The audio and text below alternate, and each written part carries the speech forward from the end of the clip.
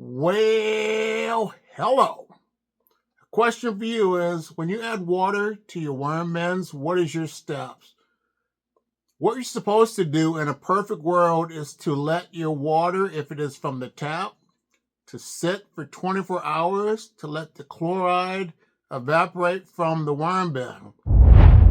Chloride, it will kill the bacteria that is needed for your worm farms. Some people have used rainwater, which is a good alternative, but I have not always used the 24-hour method. Sometimes I will just use tap water, and I will soak my cardboard and newspaper, then I'll apply it directly to my worm bins.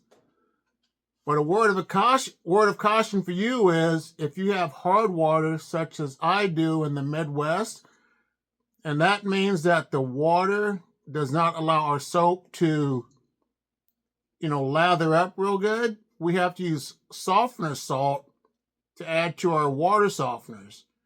So if you have softener salt that you add to your water, I would not use that tap water to put inside of my worm bins, because I have the thought that the salt can kill your worms.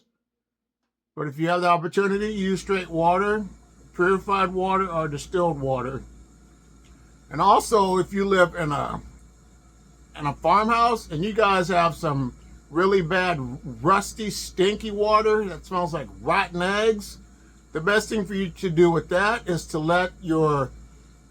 boil the water, let it cool off to get rid of all the rust and all those other bad minerals that are involved with the well water. And once it cools off, then I would apply that to my worm bins. But what are your thoughts? Let me know your method. Leave in the comments box below. But while we're thinking about that, let's look at another video.